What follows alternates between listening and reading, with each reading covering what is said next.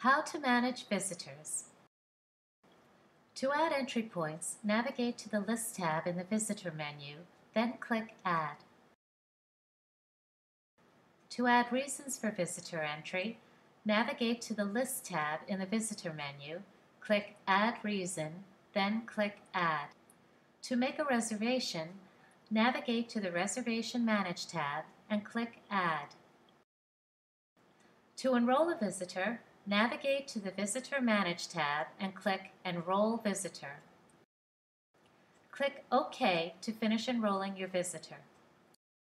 Note: access levels must be configured to be visitor access levels. A report of visitor activity can be viewed and exported from the Visitor History tab.